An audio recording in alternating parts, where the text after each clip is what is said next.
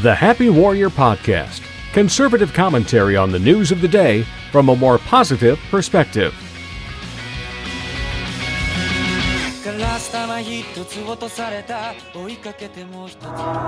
When it comes to defending our nation and protecting our way of life,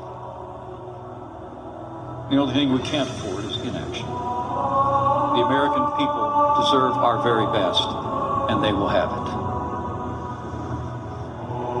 As the President will discuss in further detail in the days ahead, the United States Space Force will strengthen our security, it will ensure our prosperity, and it will also carry American ideals into the boundless expanse of space.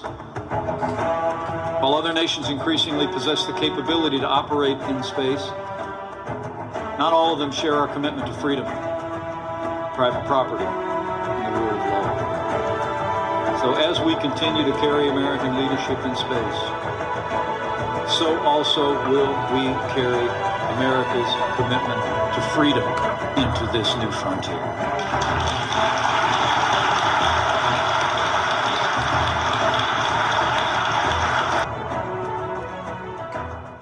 Hey, welcome again, everyone. That was a video on Kotaku.com about Space Force. I'm kind of a big fan of the Space Force idea.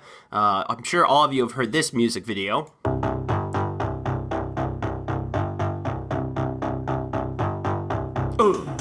Here we go. Space Force!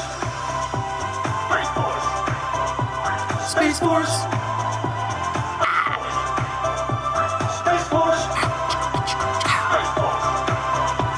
Space Force! Space Force! Space is a war-fighting domain, just like the land.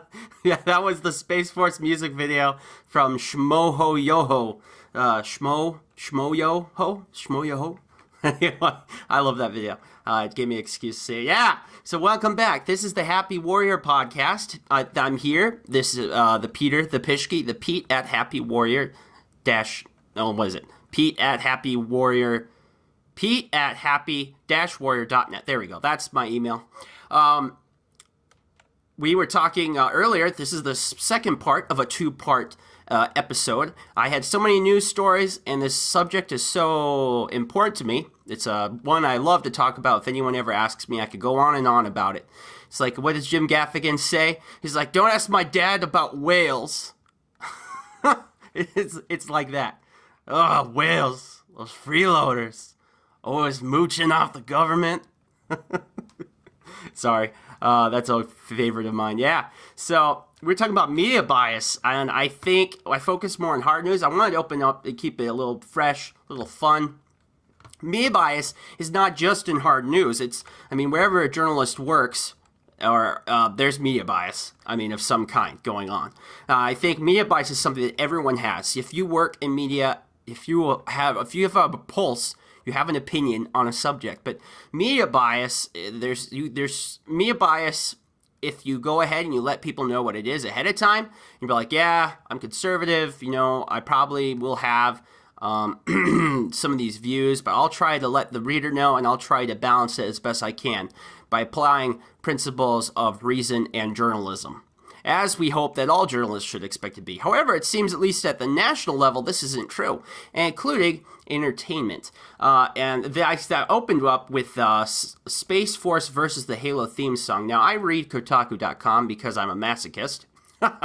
No, I love Brian Ashcraft at Kotaku.com. He's a guy that lives in Japan, and the stuff he writes about living in Japan are always so fascinating to me, so that's why I keep going back to Kotaku.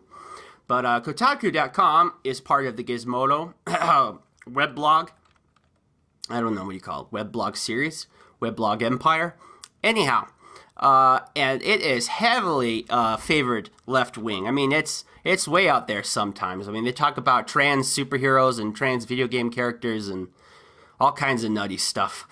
This was just an easy example I could show you guys. This is here. I'll just read. It's from Luke Plunkett. It's Space Force versus the Halo theme song. And someone on Twitter said, I added the Halo theme song to Pence's speech on the Space Force, and it does not disappoint. Here's what Luke said about it. The creation of the Space Force is the dumbest effing thing and deserves nothing but the ridicule it is receiving. And then I like he adds here at the bottom, and yet below is a very good idea that an actual Space Force in the future, when a force in space is actually required, should use. And so he backs it up trying to put this little video. I don't know, it's just weak. But this is just one example of the many, many times that you can find on Kotaku and Gizmodo, which are primarily entertainment-oriented websites. And this kind of bias is just rife all over the place. And there's not like a conservative guy at Kotaku that has the opposite views and they allow to be there. Here, I'll show you guys another example. I mean, we don't need to go that far to find one. You just go down the Kotaku front page, and it has what they call the View on Kinjo Roundup. So it looks at all the different websites. It starts with The Root, and The Root has Trump calls Omarosa a crazed low-life dog. We need to talk about your boy. Deadspin is why your team sucks. 2018 Cincinnati Bengals. I don't know. I have no feeling towards Bengals. Is that football? No, baseball? I think it's football. Splinter is all you fascists are bound to lose if you don't show up in the first place. The AV Club is Black Klansman doesn't let white women off the hook, and it shouldn't. And it doesn't even show what's on Jezebel, so I can't even check. Now, I don't know why this is on a video game anime website. I imagine that the average, well, I'm not going to say that was going to be a negative thing I was going to say about nerds and their weight, but that's just not fair. You just go down a page, and they have a quiz shared from Splinter on the Kotaku front page. It says, "Are you Antifa or rule of law?" And it's there because I guess I don't know if you guys remember, but there was that guy Corey Stewart. He was the legitimately white supremacist guy running for the Republican candidate, and the only reason he got in was because no one else ran. It wasn't like there was an outcry to have this guy. It was that no one else ran, and so that's how he got the spot. And it lets you do a quiz. Here, we're going to do the quiz. I'll do the quiz with you. So it asks 7 questions. Are you Antifa or rule of law? I click start. Okay. Do you like laws? Choice is love them, and then the bottom one is no. Okay, I'm going to choose love them. Okay. Do you wear a lot of black? Only colors I see are red, white, and blue, baby, or yes, it's very slimming. I don't know. Let's do red, white, and blue. What do you think of this dog? It has a picture of a pug that says Cape May Police Department. Lock up the crime dog and throw away the key. And I'm gonna choose the second one. Is heck yeah, rock on, little guy. Pick a fruit, banana or apple. Oh, apple. Where do you live? Small town where everyone knows each other, or a big city where rats take the subway? Neither. No subway, and it's not exactly small. I'll do small town this time. How do you feel about journalists? I can only choose hate them. They only give me 2 choices. Hate them. Okay, I hate them. When did you last read the Constitution?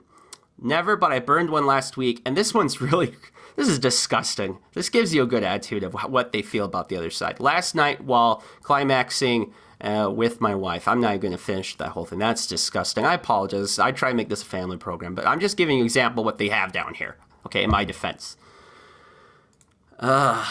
And they gave me result, your rule of law. Congratulations, patriot. Your love of institutions, racist or otherwise, marks you as a true rule of law guy. You won't tolerate any of this opposing fascism nonsense. America's good, so America laws are good. Whatever they are, unless they're letting people get abortions or something, in which case they're not American, despite being American law. Yeehaw! So yeah, that gives you a pretty good idea. This is entertainment media, guys. This isn't hard news journalism. It's entertainment. This is just soft. We might call it soft news, a lot of it. I enjoy some video game journalism now and then, but in no way am I going to say, well, video game journalism disappeared off the face of the earth. Would it have a huge impact? Probably not. I mean, it does good. I'm sure it does some positive good, but I mean, is it as important as, say, finding out what's going on with the Antifa protests in Charlottesville? No. So there's the quiz. And if you want to go to it, it says splinternews.com quiz, are you Antifa or rule of law? If you want to take that, share it with your Facebook friends. It's pretty disgusting. Wow. I'm out of words to say that. Now, I should back this up because we talked about making fun of Space Force, and I had this on Facebook. It's like, Trump, Space Force, we don't need Space Force. It's stupid. He's a stupid guy. He doesn't know anything. Well, this is just silly. I can share with you numerous articles. The Pentagon has been mulling this over for years, since the Obama administration.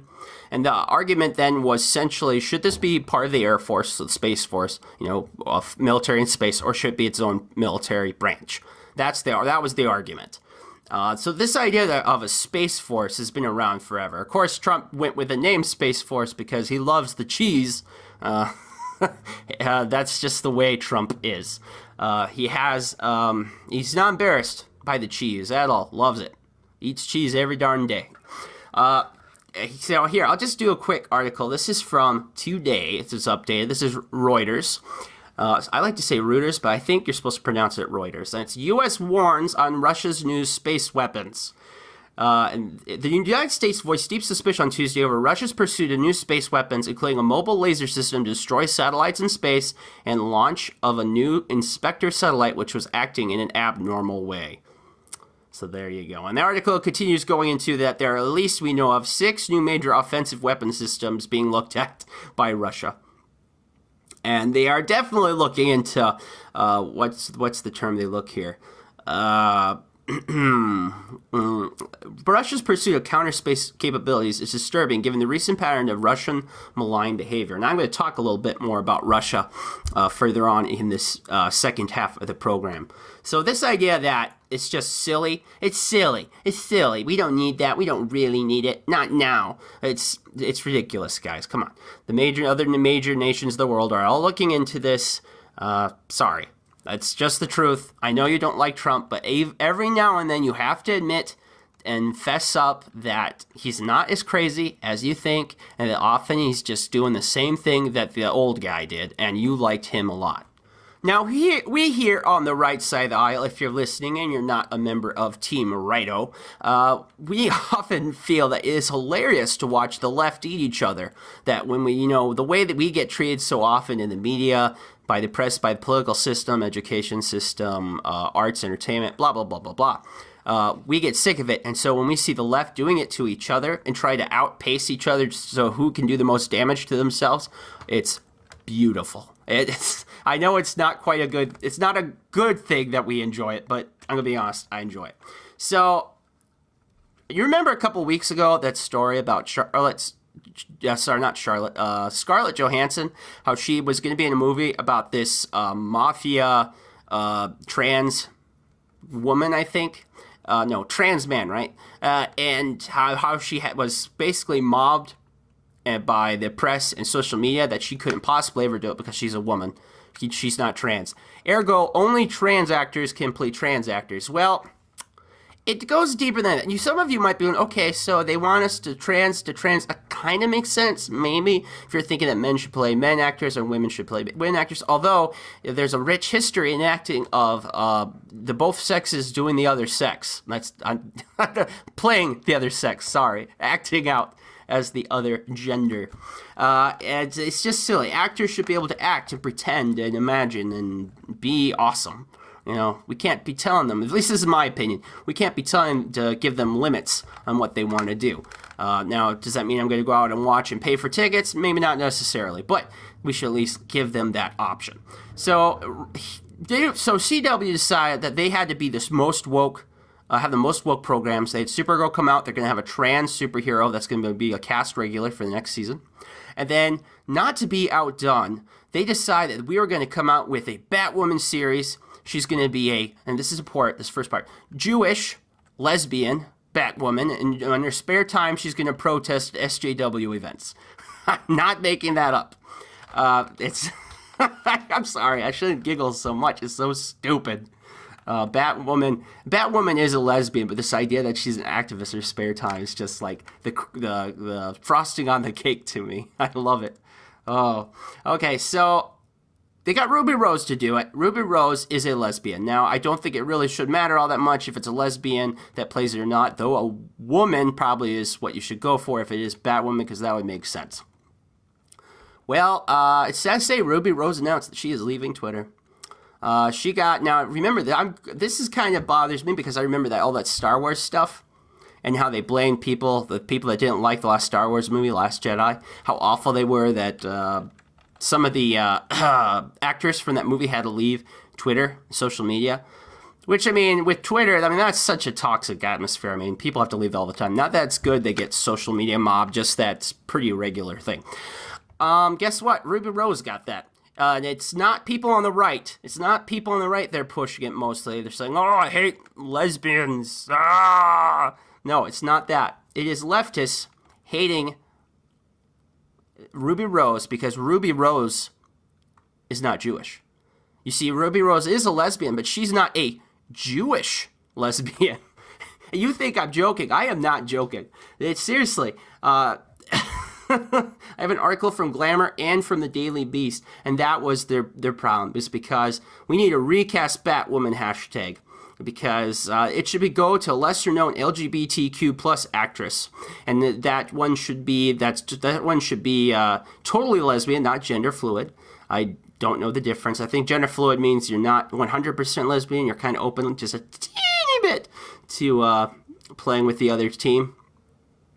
And as the Daily Beast article points out, and the Daily Beast article doesn't even get to the topic of the Ruby Rose stuff till like halfway into it. It spends most of the time talking about other evil protests like the Star Wars one I mentioned.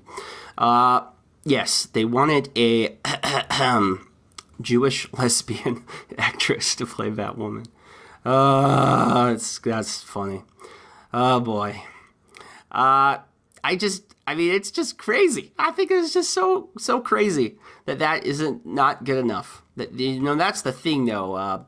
Christina Hoff Sommers often talks about that. It says, when we divide people up into groups, we can never divide them enough because eventually you're going to have you're going to be all women's conference. Well, the women conference is going to break up to the straight women and the lesbian women, the blacks and the Asians and the Hispanics and the blah, blah, blah. And then it will be some of the black women that are straight, black women that are lesbian. And there'll be some of the black women who aren't lesbian enough or act too white or whatever. I mean, people get tribal and they break up into stupid little groups over the stupid little things. And it's embarrassing. It's embarrassing to all of us. And a little funny. Just a little bit. All right, well, I'm going to do our fun section now. Awesome news. There's going to be a new Smash Brothers game. I have 2 trailers to choose from. Here, I'm going to play some of the audio from one. I don't know why. Because you can't see the video. Both these trailers feature characters that don't speak. Oh, well. Let's do the one with Luigi and the Castlevania characters.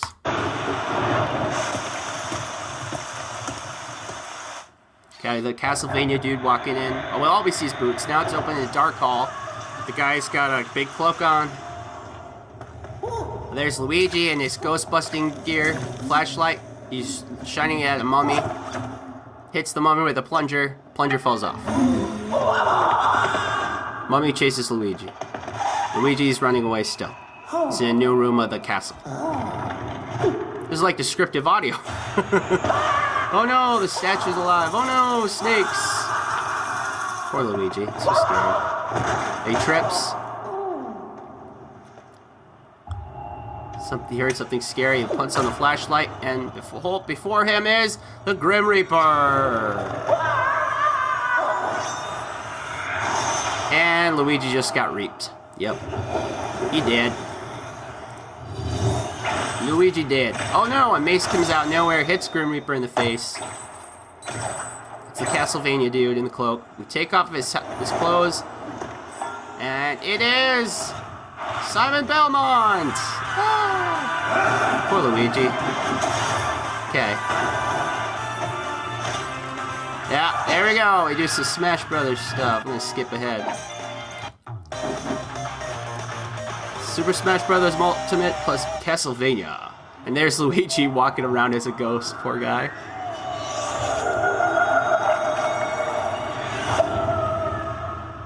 Yeah, so that was pretty cool. I'm looking forward to the new Super Smash Brothers game. It's looking pretty dope. And the other character they announced was King K. Rool from Donkey Kong. He's kind of like the Bowser of the Donkey Kong universe. It's pretty cool stuff. Another cool thing I saw was this Pikachu rave. It's in Japanese, so I'm not sure playing the audio, even with the description, is good, but it's pretty awesome. So if you have time, please look up Pikachu rave held in Japan. I talked to you about Brian Ashcraft. Well, this is a Brian Ashcraft article. Yes, the same Brian Ashcraft I mentioned earlier. Another pretty funny thing, you guys probably have seen it, is Deputies wrangle inflatable unicorn. It's not that long, I'll just play it here. Guy is just He just threw a rope to the unicorn, and then one of the people grabbed it on the unicorn. So it's kind of like a giant inflatable, I don't know, not a boat. One of those lifesavers or this tube. It's like a giant tube, but it's a unicorn. It's really big. I don't know if it's a unicorn. It's more like an alicorn because it has wings and a horn. That is the story. Yes. That's it. That was it. I know, that was pretty, not as nearly as cool as I wanted it to be. So please look up the story about the Yokohama raving Japanese Pikachus. Yeah, that's a thing. And did I say that? In Yokohama, they do this every year. They have a big Pikachu festival with everyone danced in Pikachu costumes. And this year, they really went, I watched the video, and it's just bizarre how far they took this. It's pretty impressive. I kind of want to go see this Yokohama Pikachu festival. Sounds pretty cool. Let's do 2 more fun things. So the next fun thing 1, Dora the Explorer movie is happening. There will be a live-action Dora the Explorer. They had put out a photo of the actress Isabella Moner. Isabella Moner? That doesn't sound right. And it has certain new plot details. And it's basically like the cheapest cosplay outfit for Dora you ever did see. Like that, I hope they did not pay the costuming department that much for that picture. Here, I'll read some of the synopsis. The story follows an older Dora than in the original Nickelodeon show. Entering high school, she'll be... I could maybe believe it's high school. She'll be going on an adventure to save her parents and solve the mystery behind a lost Inca civilization, all with the help from her monkey friend Boots and cousin Diego, played by Mick Moreno. And item number 2 is pretty fun. This may put a smile on my face. So Representative Frederica Wilson from, she's a Democrat in Congress from Florida. She's the one that wears the crazy hats and keeps saying crazy things that fit her crazy hats. Anyhow, she wanted to make a nickname for President Trump, and epic fail. So this is pretty funny. I'll play the audio a little early, but you'll hear it soon enough. Yeah. This amazing nickname coming from Frederica Wilson. They call the police, and the President of the United States is calling a woman of color a dog. How dare he? How dare he call anyone a dog? He has a nickname for everyone, and his nickname is Don in the First Grade Reader. That's his nickname, and we have to stop him. Now that's an amazing nickname. Thank you, Frederica Wilson. Dawn in the First Grade Reader. I'm not sure she understands the rules about nicknames. She might need to take a class on that. Do they teach that in the first grade, nicknames? I think they teach you not to use nicknames. And here, I think I'd like to, before I move on to the next segment, here's a quick update. It's from the dailymail.com.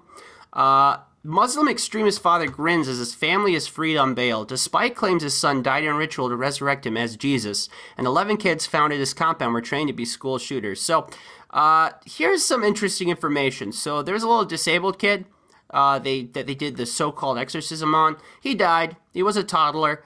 They were trying to resurrect him as a, quote, Jesus, unquote, to lead the school attacks.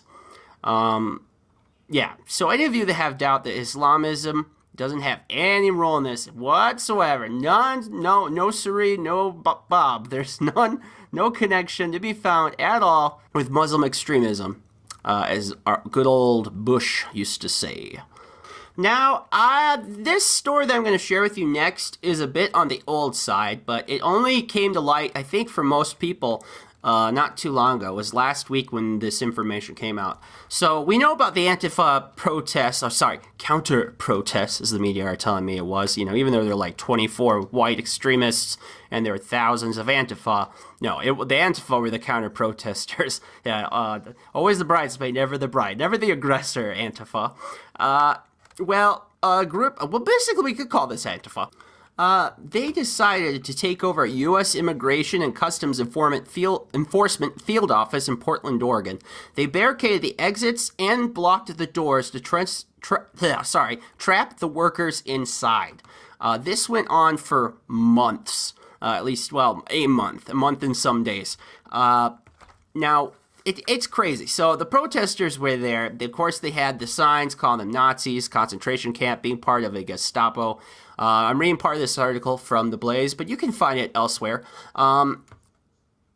At some point, the mob there even was harassing the journalists. They heckled the journalists. They banned photography. You know, they'd attack the journalists, take their cameras, break them, that kind of thing. In a fit of irony, they decided to set their camp next to the building, and they built an 8-foot wall around themselves as while they demanded open borders. I'm almost reading the article verbatim here, so forgive me. It was just silly. I mean, they took the American flags, destroyed them, put up some anarchist or communist flags up. They took the ICE employees' names, put the information online for people to harass them and their families. There's a story I read about a person that worked for ICE, was able to get away, and they were followed to their house, and they just could not shake them. When the ICE enforcement agents called police, because that's what all of us do when we get in trouble, we call 911, right? The police were told to ignore their calls for help. That was because the mayor there is also in charge of the police. And he said, do not help ICE whatsoever. Do not bother the protesters. Doesn't matter, they're pooping in the street. Doesn't matter what the heck they're doing. Leave them alone. They allowed this. I mean, that's crazy. The Democrat mayor, his name is Ted Wheeler. Ted Wheeler, mayor of Portland, Oregon. He is also the police commissioner, and he just said, here's what he said on Twitter. This is his own words. I want to be very clear. I do not want the Portland police to be engaged or sucked to conflict, particularly from a federal agency that I believe is on the wrong track. This went on, guys, for 38 days. ICE officials weren't allowed to get in or out of the building for 38 days. It was just last week we get reports about what was going on there. Basically, the people that had to come and clean it up called the camp disgusting and went so far as to call the camp a biohazard. Because protesters, they never pick up after themselves. Never, ever, never, ever. Especially the ones on the left. They're the dirtiest of them all. And I mean, when I say dirtiest, I mean like dirt. Like, you know, the stuff on the ground. They just are gross. I don't know. They're the ones that throw poop at police cars. So you can imagine how they treat their own living space. And the photos do show that. There's a picture I'm looking at here. It basically looks like a trash dump site. You'd be hard-pressed to tell me that was in the middle of a city in downtown Portland, Oregon. I mean, wow, that's a humongous mess. Can't believe it. Well, you know, it doesn't get any better because the protesters just last week, August 8th, decided to storm Portland City Hall. There they attacked guards, and arrests actually were made, of course, because, you know, when they're bothering ICE, we don't like ICE, so we can't bother with stopping them. But once they go to City Hall, well, that's us. We're the good guys. We can't let that happen. They call it the biggest disruption to a Portland City Council meeting in more than a year. More than a year. That's scary. It should be like ever. Now, I have video that I could show you. However, as I want to keep this a mostly family-rated program, I cannot because there is a lot of words that I'm told if we say in public, we should be banned, thrown to prison, or booted off the island that is the continental United States. F words, racial slurs, you name it, it's there. I mean, it's filthy. It's just crazy. Antifa is violent, and people keep courting them and think they can play around with them. But they understand that you can't play around with white supremacists. I got that. That's good. I'm glad they understand that. But that applies to extremists on both sides. I mean, extremists of any kind have to be dealt with the full force of the rule of law. I mean, that's the only way you can go. You can't make exceptions for one side over the other, and that's what Portland tried to do. And it ended up kicking Portland in the butt. Now, I have not talked about the Sarah Jeong controversy when it comes to the New York Times editorial board and whatnot. I don't know. I just thought everyone was covering it, so I wouldn't get into it. But there's this excellent column by the writer Jason Riley, who he puts this in pretty good perspective. It's in the Wall Street Journal. Because the Wall Street Journal has a paywall, I actually got to read it through the Daily Wire, but you get the gist of the article, I think, from it. It has this great line in here. He says, "Be honest, are you really surprised the New York Times has stood by its decision to hire Sarah Jeong as an editorial board member, even after it was revealed she spent years on social media making openly racist and sexist remarks about white men? You may be outraged, sure, but are you surprised?" I mean, he makes this great point that she was tapped not because the racial prejudice got in the way, but she was tapped because of them. Editorial board members are hired to help formulate and express the official position of a newspaper. Basically, he says here, Miss Jung is being hired to speak for the Times, and they like where she's coming from. And that sums it up perfectly. The New York Times and much of the media have this bias where they are comfortable, where they don't mind if they have to throw the hand grenade. They say, we ban hand grenades because hand grenades are evil, but if we use the hand grenades for our side, that's okay. You know, racial slurs are evil and wrong, and if a white man says it, he deserves to go in jail. But, it's okay from our side because we're on the moral side, so anything goes, right? And they're comfortable with that worldview, and it's sad. It's in college. I experienced it at college. There was this one time in my media class. This is during the 2012 the Republican nominations, and the pizza guy. What's his name? I can't think of it. Anyhow. Yeah, he was used to be the CEO of Domino's, and there was a guy on MSNBC that had these terrible things that were quasi-racist, if not straight up racist, and I shared them with the class, and the people in my class, my teacher was like, oh, well, good job, Pierre, for pointing out this racial media bias, these racist views this guy has. No, they defended him, and basically this was my first taste of hearing about this idea that, they call, what's the view, colorblind? You know, the view that Martin Luther King Jr. had, who was a black man, colorblind. And that's how I think we should do. I think, racism of any kind is wrong.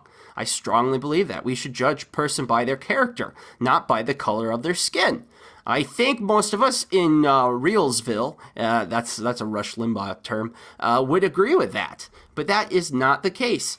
Rightly points out here in this article talking about at Harvard University where they are getting in trouble for discriminating against Asian students, and this is at all Ivy League. Because there's a higher proportion of Asian students that are successful at these Ivy League colleges, the colleges have decided for a long time that we have to go against Asians, even more than whites. So like Asians have the hardest time getting into college with the same score as a white man, black man, Native American man, Hispanic man. You get what I'm saying. And that's a good connection. It says Harvard can no longer credibly deny that it's engaging in systematic racial discrimination. Internal documents that the school has been forced to disclose to fight the allegations suggest that Harvard is doing what has long been rumored. Nonetheless, school officials justify these racially biased practices. They insist, like Ms. Jiang and her defenders, that such bigotry is in the service of a noble cause. And I bring this up because it is media bias. It's a part of media bias. And media bias is a problem. You see, this is the end result of media bias that comes to that level at the schools. Now, you can ask me which is the chicken and which is the egg. Which is feeding each other? I think they feed both. I think academic bias and media bias, they just help each other because where do journalists usually come from? They usually come from journalism school. And even if they don't come from journalism school, they came from college. They're very rarely these days will we find uneducated journalists. And CNN's Chris Cuomo came out, he made a comment about the stuff that's going on with Antifa and the whites. And basically he said that it was okay. They said fighting hate is right. That's why people who show up to fight against bigots are not to be judged the same as the bigots, even if they do resort to the same kinds of petty violence. See, anything goes as long as it's for the right cause, for the good thing. And we, the truth tellers, get to tell you which cause that is. I mean, wow. That's terrible. I think I have another article that's from NBC News. It's an editorial, but I feel that it might be accurate. It talks about are white people jokes racist? Let a fellow white person explain. And it's cringeworthy. I don't think it's particularly well written, but it does make the case that whites can't be there can't be racist jokes about whites that are problem because whites have all the power. Whites are the perpetrators of all the evils in the world. And here I'll read it. If you have not been to college, if you're listening to me and you've not been to college, you're gonna have to see this. So I'm just going to read this 2 paragraphs for you. See, that's part of the problem with getting so upset about jokes about white people. A bunch of white people got very mad at Sarah Jiang, pointing out how, with some grammatical or terminological edits, her tweets could be very easily become racist jokes about people who aren't white. Therefore, they said Jiang is racist against white people, which is just as bad as being racist against non-white people. But fortunately, if you're white, you secretly know that this isn't really true at all! Exclamation mark. Racism and racist jokes aren't colorblind. They affect different people differently. See, I didn't know this. White people all implicitly know that racism is kind of like a pyramid, from which the effects of racism and the jokes always roll downhill. The pyramid is actually built from centuries of accumulated racism and racist jokes, supporting white people at the top and everybody else underneath. We call the pyramid institutional racism, and its feelings never get hurt. And there you go. That he just explained what intersectionalism is. It's because of all the evils that there is this pyramid. And, if we're going to make things right, we have to invert the pyramid and put the oppressors on the bottom. Now, I knowingly have never oppressed anyone. If I unknowingly ever oppress someone, I apologize. I really do. I try to be a kind person. In real life, I don't laugh at others. I try to be as kind and as Christ-like as I can because I believe in being a true disciple of Jesus Christ. But it's just unfair, and, it's never going to allow a white person to ever be good enough, to ever do well enough or be kind enough to ever get out from underneath that crushing pyramid. And they don't want that pyramid to crush people of different races. I don't want it to crush them either. I just don't want us to have a pyramid that crushes anybody. Let's go back to MLK Jr. Let's go back to, content of character, not the color of your skin. Let's treat everyone fairly. Let's live by the golden rule. Do unto others as you would have them do unto you. And this is intersectionalism. You see, intersectionalism and institutional racism are pretty much one and the same. They're just the flip sides of the coin. And it's not okay to have an institutional racism of any kind. It's just not right. So let's not do it. And I've said that about Sarah Jeong. I think I've done enough. I could go into about the newspaper making silly editorials that Trump is the enemy of the press, yada, yada, yada.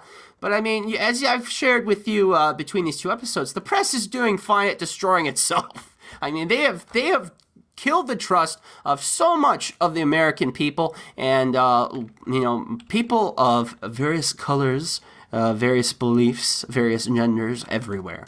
I mean, they really have done a great job at killing their legitimacy just by themselves. Now, how many of you out there would like to go traveling? How many of you would like to visit Europe and see the great cities of the old country? I think I would. If any of you want to pay for me to take a all-expense-paid trip to Europe and Paris, I'll go. Thank you. You can contact me at pete@happy-warrior.net. pete@happy-warrior.net. Listen to this report from CNN. This is bonkers. Oh, the sights of Paris. Tourist boats float down the River Seine, its banks lined with iconic landmarks and historic streets. But it's a new addition to the city's scenery that has many residents peeved. It's the view of a loo. City officials have installed open-air urinals, one not far from the Notre Dame Cathedral, in places where public urination is a problem. For many locals, painting the receptacles red and putting a flower box on them doesn't do much to hide a very public privy. Did you guys get that? Yeah, they're open-air urinals. They look like they were designed for Target. They're basically trash cans that you pee in, and they're next to a bridge, and all these, there's a picture of this guy using them, and then there's this boat full of tourists, so they're all just looking at the guy. And it's near the Notre Dame Cathedral. I mean, that's almost an insult. I guess there's a public urination problem. Urination problem here in Paris. Son gives a son a je ne sais quoi. I mean, wow, that is awful. That's really gross. I think you guys have got to see the picture. It's great. So how there's you ever see the disability picture? It's the wheelchair, right? So you see on signs they have pictures. Well, this one is a guy. He's kind of bent in half. There's a little trickle coming out of his pants, and there's the trash can. It's awesome. Oh man. Maybe I should have that be the picture. Well, I had a fun picture for the last podcast. I wonder if we should use the image for this half the episode. Use the urethra. And another article I found that's almost just as weird as that one in Paris is this. Okay, so this is from the Sky News. That's a UK news. I don't know, conglomerate. It's a TV channel and a news website. Anyhow, Indian sailor strand on ship in Norfolk for 18 months to fly home. And it's this guy, his name is Nikesh Rastogi, 43, has been living on the offshore supply vessel, the Malavia 20, and it was moored in Great Yarmouth since February 2017. He was stuck there with 3 crews after the ship owners fell into liquidation. They had received no wages since last year and feared they would not get paid if they left the ship because it would be considered a derelict, which means anybody can take it over. The ship has now been arrested, so they can move it on for the sale.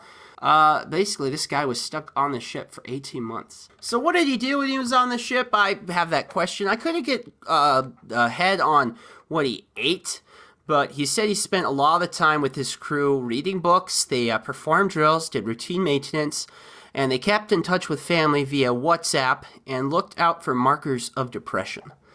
He says, here's a fun quote, "Your mind needs to be like a shark in that sense, because if you stop, then you sink, and you start thinking about the situation, then there's no hope." And Ever hopefully said, "Lightning doesn't strike twice, so he is keen to get back to working at sea." And he says when he gets home, "I'm going to have lots of Indian food." Now back to you, Gwen. So this is a neat story. In Egypt, they discovered a second Sphinx statue. Now, everyone knows the famous statue of the Sphinx with a broken nose, well, they just found a second one. This is humongous. I mean, humongous is in size, but humongous in the type of the discovery. They talk about in this story about finding it, how the living Egyptologists are a little stunned about looking into this, because he said, here's a fun quote, "They're finding that if they find stuff under there, it's going to blow all their books and all their history out of the window." Wow. Isn't that cool? A second Sphinx. Oh, man. I don't know a lot about Egyptology.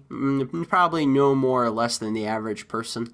But I even understand that finding a second one of these things is a pretty big deal. Now, sadly, it has been 6 months since the Florida shooting at the Parkland, Florida high school. Was Marjory Stoneman Douglas High School in Parkland, Florida. 6 months. There's an article written by Kyle Kashuv at the Daily Wire, it's probably the hottest conservative website right now, at least with people my age, the cool kids. That's what they call us. They call us the cool kids. It's pretty powerful emotionally. And he talks about that basically the people that probably are responsible for the shooting, besides Cruz himself, the sheriffs, the law enforcement individuals, the bureaucrats, that they really haven't seen much injustice. There hasn't been a lot of punishment to them. And, they should be, because an article that came out, and this is August 6th, but this is a good time to share it. It's apparently Nicholas Cruz. We knew that he had deep mental issues. He was an orphan. He probably had some other mental stuff going on. We know for sure. He did try getting help. We know he went to the school and tried to get help. And basically, the bureaucrats ignored it, or they made a mistake, or they threw him under their bus. So here, I'll just read it. This is Reason's version of the article. It says, more than a year before the shooting, educational specialists told Cruz, who was struggling, that he should transfer to Cross Creek, an alternative school for students with special needs, according to a report obtained by the Sun Sentinel. Cruz bucked this recommendation, choosing to stay at Stoneman Douglas. Under the school district policy, he was still entitled to special needs assistance while at Stoneman Douglas. The school failed to provide him with the help. Okay, and they say here that was only mistake number one. Another mistake happened a couple months later when Cruz tries to decide to enroll in Cross Creek because he's not getting the help. She's like, okay, I'll try Cross Creek. The report said that when he puts in the report, they're supposed to give they're supposed to respond within 30 days. Instead, the district told Mr. Cruz they would need to evaluate his eligibility for assistance, despite his 15-year record in the school system, and that the process to do this could take 6 weeks.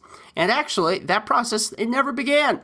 For new special needs evaluation to take place, Mr. Cruz first had to re-enroll in Stoneman Douglas, and an administrator told Cruz that it was too late in the school year to take him back.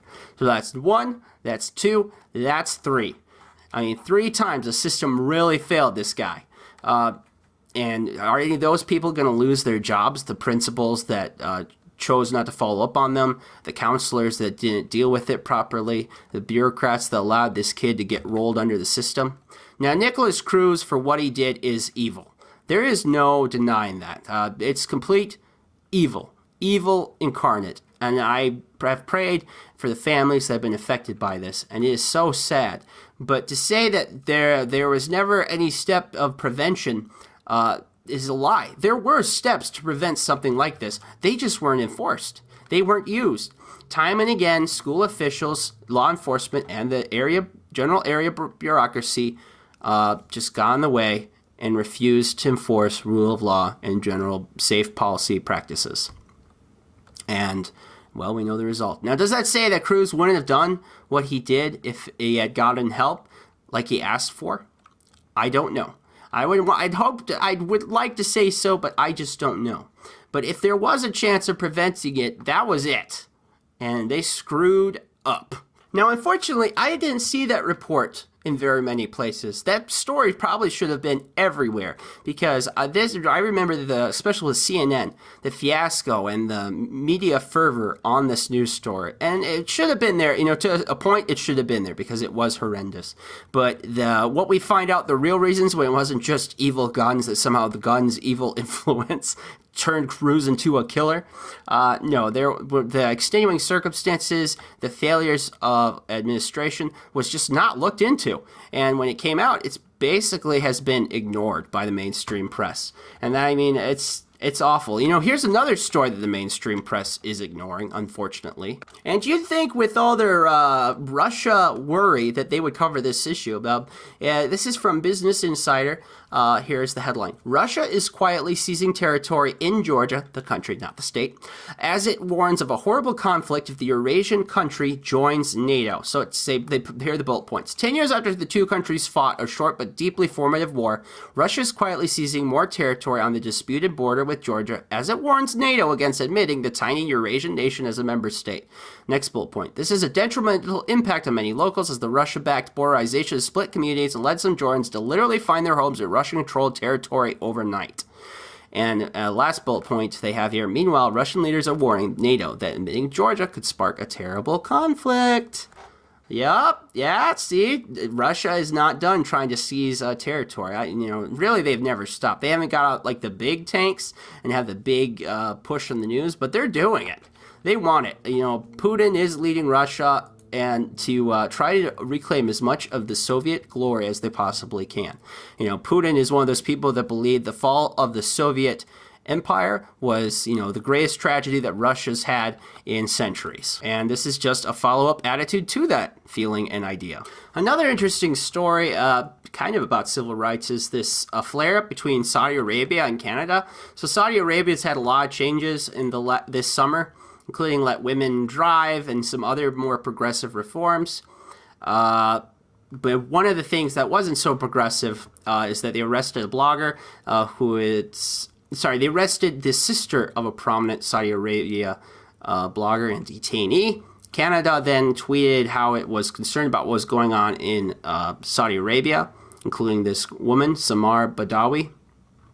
And now it started this big tiff between Saudi Arabia and Canada, and Saudi Arabia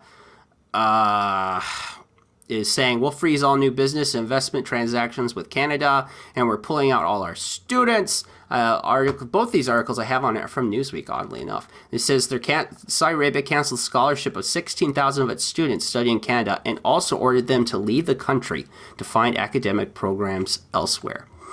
So Saudi and Canada, this is a story I'd be more interested in knowing about. What is going on there? Why are they having this fight? And I wonder where it's going to lead. I am glad that Canada is pushing against Saudi Arabia. This is what, the United States should be doing. We should be pushing against the evils and dictators around the world. And we need to have more courage. I think, in many ways, Trump is that guy. At times, I think meeting with Putin kind of came off feeling like he wasn't. I don't know. He did turn around, so I'm not totally sure about what the president's feelings. I do know that our military, in many ways, is still pushing back. And so at least if we're not publicly, via the president, pushing back against evil regimes, evil acts, at least the people in our government are.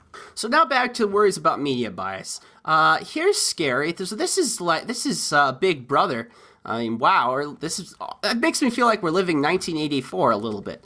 YouTube, so here's the article from BuzzFeed News, and the way they're putting it is that this is a great thing. And this should scare the living daylights out of you if you're interested in press freedom. Here's the article. YouTube is fighting back against climate misinformation. The company is trying to combat scientific misinformation on its platforms. Wikipedia has been helping the stream platform describe topics like global warming, the MMR vaccine, and UFOs. Do they really need help with UFOs? Anyhow, they're putting fact checks to videos that question climate change. And of course, you know that YouTube gets to choose which ones they consider questioning climate change. So they're saying they're adding blurbs of text underneath some videos about climate change, which provide a scientifically accurate explainer. This new feature follows YouTube's announcement in March that placed descriptions next to videos and topics that spur conspiracy theories, such as moon landing and Oklahoma City bombing. So did you think question climate change was the same as the moon landing and the Oklahoma City bombing? But I mean, that's the thing. The censors get to choose what they consider worthy of censorship. It isn't you or me. I am deeply skeptical of, what do they call it these days? Global climate change instead of global warming. I'm deeply skeptical of it, but even more so of the solutions to fix it. So if I go, okay, so you're worried about global climate change, how are we going to stop it? And no one has a real idea of how to do that. Everyone turning off our light bulbs, does nothing. It will do nothing because we are being outpaced by India, China, and the rest of the world. We're not the only ones that want to industrialize. Yes, we have a large percentage of industrialization to the population, but other countries are catching up and they have more people. You think China cares about pollution? I mean, they sometimes will say they care, but their actions never follow through. And this is scary. We do not need to see. YouTube wants to say that it's a free platform and that the users get to decide what's worthy of watching. This is not it. This is Big Brother, waving their finger at you and telling you what's real and what's not. And this really bothers me. Basically, climate scientist Michael Mann likened YouTube's new messaging, and I'm reading from the article again, to the warning label on a pack of cigarettes, warning this video may or may not be promoting actual facts about climate change. So do you think that YouTube should be able to do this? They should go to video and just tell you that this is BS? Think about someone that's curious and looks into alternative videos. On the issue of environmentalism and climate change. Should there be the only one view is allowed, and all the other views have to get the warning that this is akin to cigarettes? And remember, the cigarettes not like pictures of people with cancer and how evil cigarettes are. And I'm not defending cigarettes, but are cigarettes akin to having views opposite of what the mainstream press wants you to have of global climate change? I mean, wow, that's 1984. That's Orwellian. Wow, guys, that's dark. That is dark. I remember when Google used to say that they were the company that would do no evil. What did ever happen to that? Now, I'm going to move on. If you guys can ever see the outline here, I'm going to move on to talk about what's going on in China and then here in the United States. So in China, some people know, and you need to look this up. Look up China Social Media Government Program. Google that.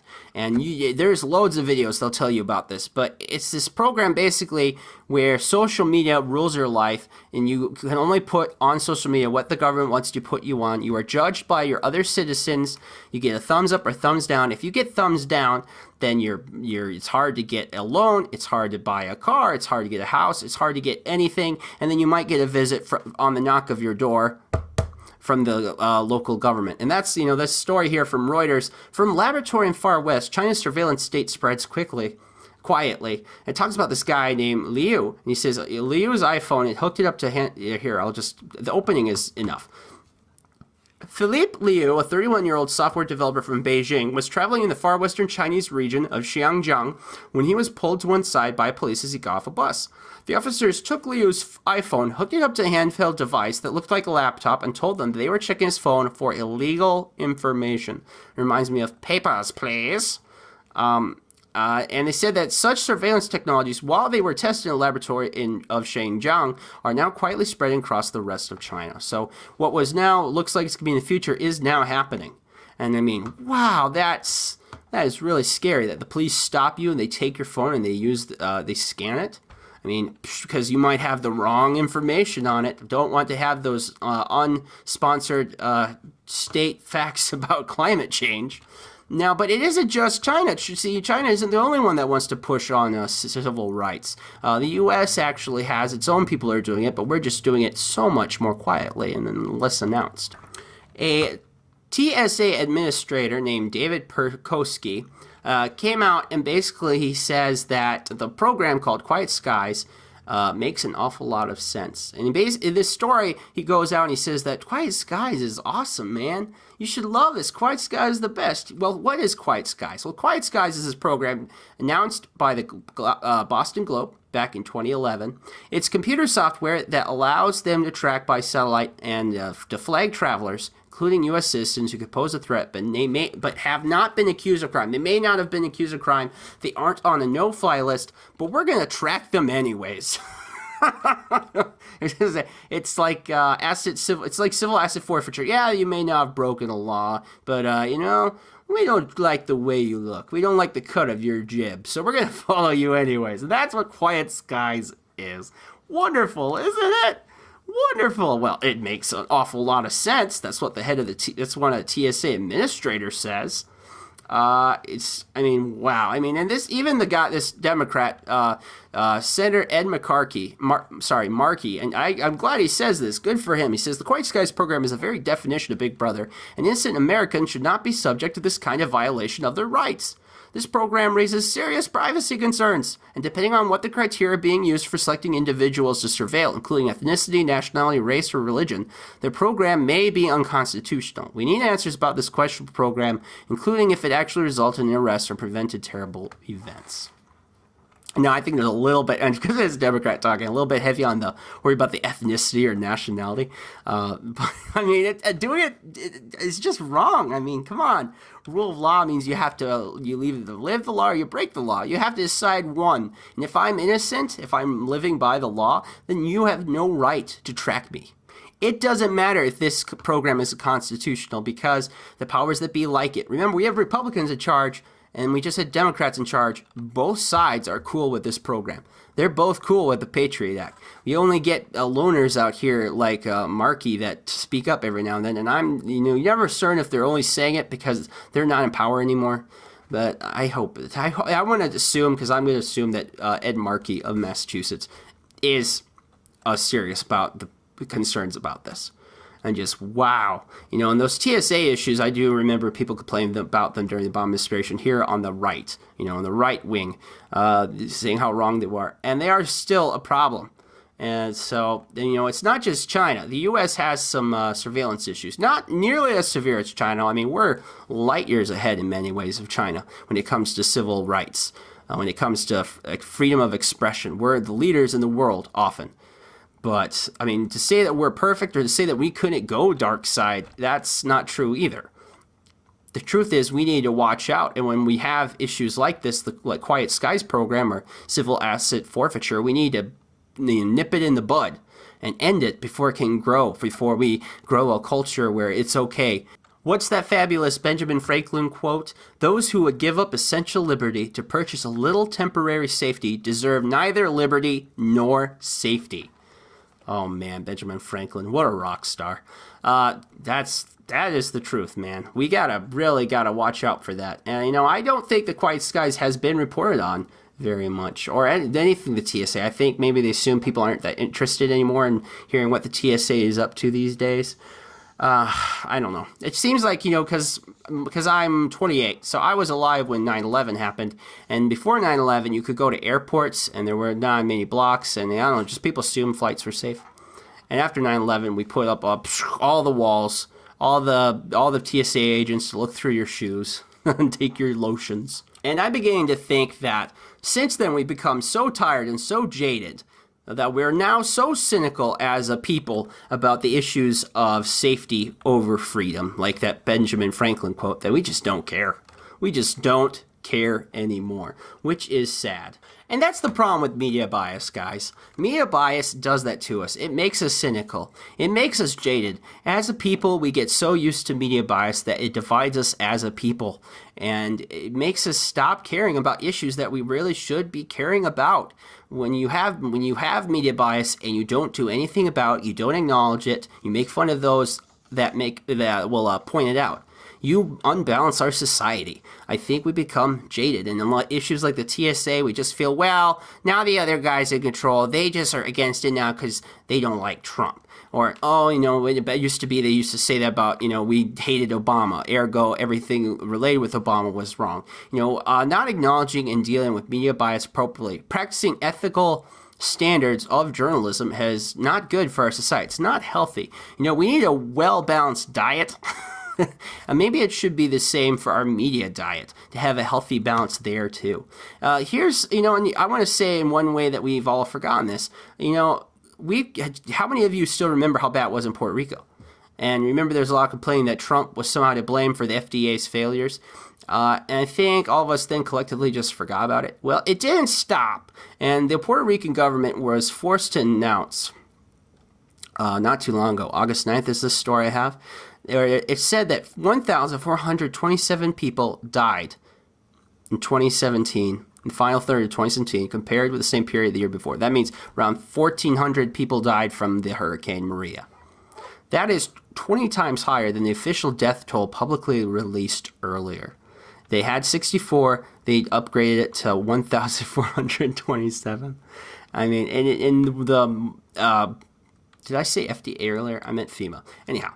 FEMA, major fail. And you read those stories about how shipping containers that had medicine, baby products, food that were being supplied were found rotting or hoarded. The New York Times came out with a report that a local Puerto Rican radio station found that the goods had melted, spoiled, and were covered in rat droppings in a parking lot outside one of Puerto Rico's state election offices. I mean, wow.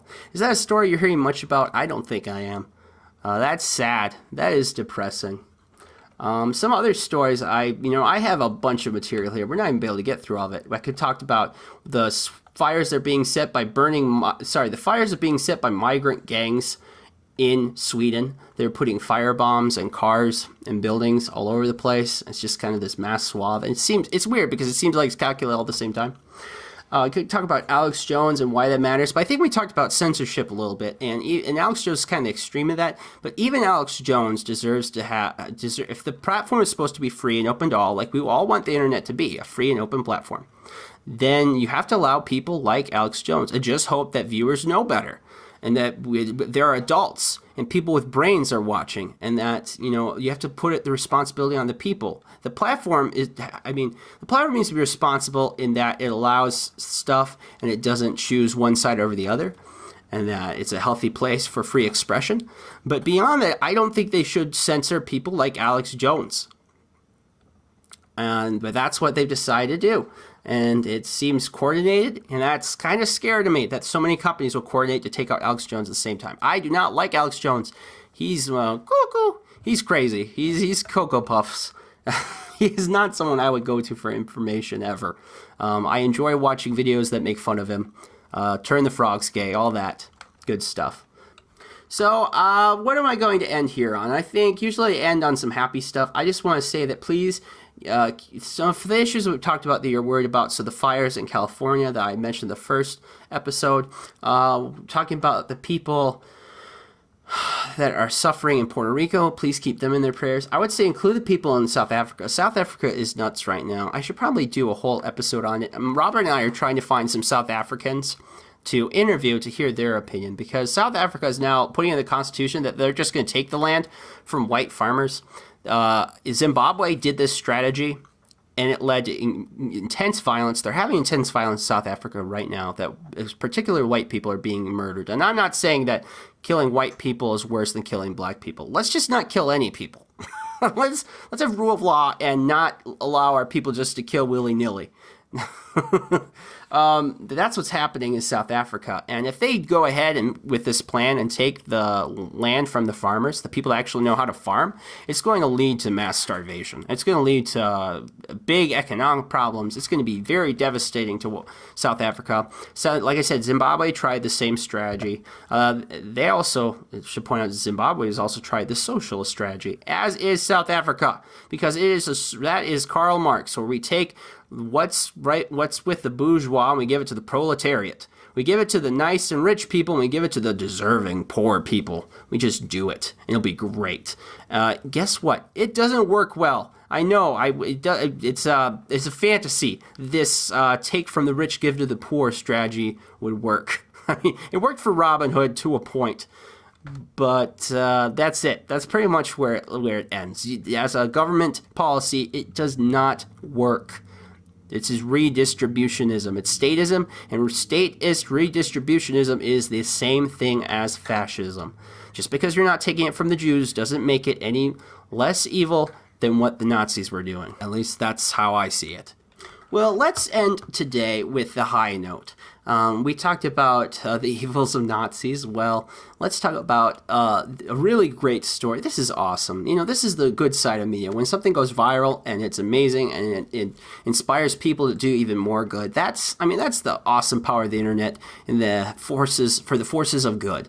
So here's a story from CNN, which I ragged a little hard on, but please listen to it and enjoy. This is Jack Ryan Edwards helping Jordan Taylor stock the shelves at a grocery store in Baton Rouge. So why is somebody taping it? Why is it notable? Jack Ryan is also someone who is on the spectrum of autism, the autism spectrum. And his dad said that at first that he just was mesmerized by what Jordan was doing.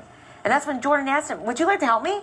Jack Ryan's sister posted her dad's video on Facebook and the response has been so heartwarming. If he would have flipped the camera, you would have seen his dad's face. It said it all. He was just so happy. To me, I've always heard the things that people do when no one's watching is their true character. And you didn't know how many people were going to end up seeing you do that, obviously. You just did out the kindness of your heart. Never pictured all this would happen. I was just being me.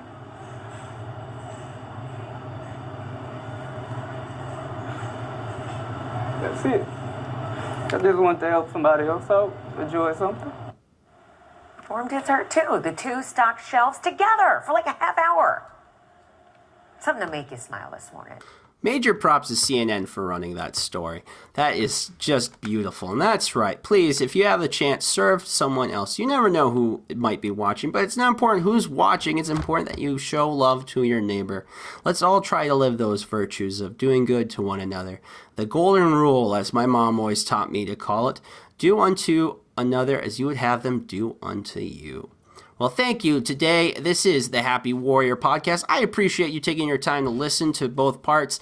I wanted to make this a more full episode. You know, those daily talk shows, they go 3 hours. Often there's an hour to 40 minutes of content, and we hit about 2 hours worth of content. So we have more than one day of a 3-hour talk radio program minus commercials. Please, keep in your hearts, in your minds, in your prayers, those that need help. Please continue to do good. Thank you to our U.S.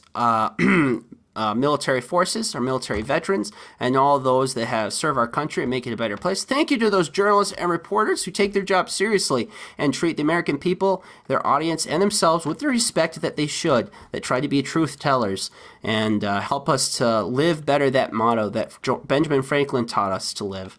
Well, that's it for me now. You all have a good night, folks. Until next time, goodbye. Thank you for listening. The Happy Warrior Podcast, hosted by Peter Von Pischke, produced by Robert Mailing, a production of the Sioux Empire Podcast Network. Learn more at happy-warrior.net.